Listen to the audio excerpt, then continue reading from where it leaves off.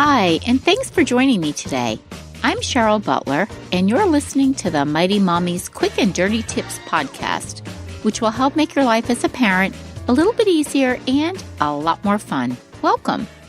Today's episode is number 519, How to Apologize to Your Child, because every parent is going to have failing moments that require those two necessary words, I'm sorry. I happen to think apologizing is pretty cool, especially to our kids. Saying sorry is difficult enough when you have to apologize to an adult, but it's even harder when we have to make amends with a child. Regardless of whether your child is 3 or 30, if you ignore the wrongdoing and don't address how your actions made your child feel, you can potentially cause long-lasting damage and waste a great teachable moment. Mighty Mommy has experienced her share of parenting mess-ups over the years, but I've learned that the sooner you make it right with your child, the better. Here are 4 ways to say you're sorry and let the healing begin. Own your wrong, make an age-appropriate apology, make it right, and there are some creative ways to apologize. So let's explore each one more closely. Own your wrong. I'm a pretty emotional person, so I tend to parent with my heart on my sleeve. Because of that, when I do something that isn't great, I sense it instantly. For example, this past week, I had an incident with my son who's away at college and living off campus. Because of that, he doesn't eat at the university cafeteria. We budgeted an amount that would cover his groceries, and I regularly load a shopping cart at a nearby store as well. He's approaching graduation this spring, and without my knowledge, he and his father decided that he should quit his part-time job as a lifeguard so he could focus on wrapping up his senior year. Now, weeks later, I learned of this news when I called to make sure he knew I'd added money to his grocery card. He thanked me, and then he casually mentioned he'd quit his job because his father thought it was best. Without waiting to hear any of the reasons behind this decision, I made a snarky comment that I didn't appreciate his getting to take it easy while I'd probably be picking up the financial slack to cover his spending money. Not one of my finest moments. After we ended the conversation, I sat quietly for a few minutes, replaying my response in my mind. I immediately began to justify my harsh reaction, but then I realized that I was rationalizing. I had the choice of how to respond, and I chose to judge him rather than letting him explain his reasons. The first step in apologizing is reflecting on what you did wrong and being adult enough to own it. Admit to yourself that you overreacted and could have handled the situation better. Now next, we're going to make an age-appropriate apology. Once you've come to terms with what you've done wrong, it's time to say you're sorry. One reason that grown-ups find it uncomfortable to apologize is that they equate it with shame. Clinical psychologist and parenting expert Dr. Laura Markham argues that this is likely because many adults were forced to apologize when we were kids.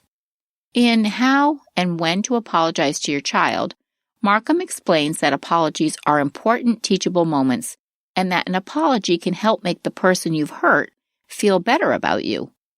She also cautions to resist the urge to place blame during an apology, because many of us start to apologize and then veer into excusing ourselves because the child was in the wrong.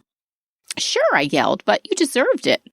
We all know, though, that 2 wrongs don't make a right. Besides, we're the adult. It's our job to be the role model. So, say you're late to pick up your 7-year-old from soccer practice several days in a row. She's the only one waiting in the parking lot with the coach wearing her cleats and a sad dog expression. As you pull up in your car, she yells at you in front of the coach, "Mommy, where have you been? Why are you so late?" We all know these things happen, but when you're repeatedly late, it makes her feel unimportant.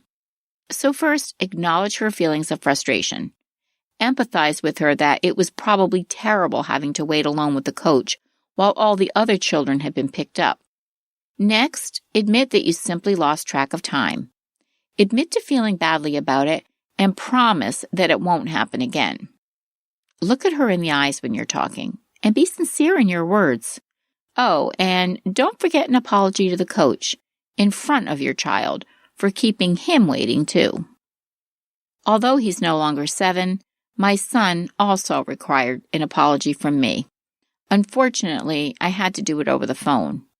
I could feel the coolness in his voice when he answered. I didn't mince words, and I said simply that I overreacted to the news about his job. I should have taken the time to listen to his reasons.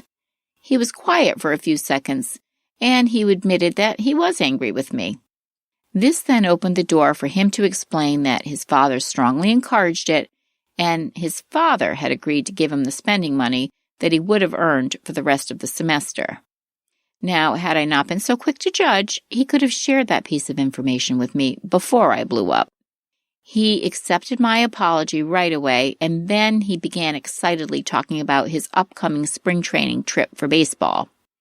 The incident was behind us just like that. Now, make it right. Once you've apologized to your child, it's time to make the situation right. An apology is necessary, but the actions that follow are even more important. Changing your behavior moving forward is a great place to start. If you've been overly critical, say, about how your child dresses, start focusing on all the positives he offers, such as when he makes time to help his younger sister with her homework. If your daughter was crushed because you missed her spelling bee, then make a consistent effort to be at the next 5 softball games. When you make things right, you set examples of responsibility and maturity for your child to follow in their own life. Next, we'll be talking about some fun and creative ways that you can say you're sorry. So now, to wrap this up, let's talk about some creative ways that you can apologize in addition to saying you're sorry. We know saying sorry can be uncomfortable, but you can have some fun with it too. Here are 5 ways to apologize that will leave everyone feeling better. 1, you can use a board game. Take advantage of all the fabulous family fun board games that you probably already have at home and create an apology using the game pieces. Obviously, Scrabble is a no-brainer. Set up the board and spell out, "I'm very sorry."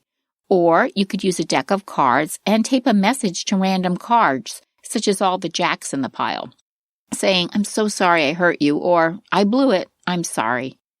Once you've apologized, now you can sit down and have some quality family time with one of these great games. Or you can create a video.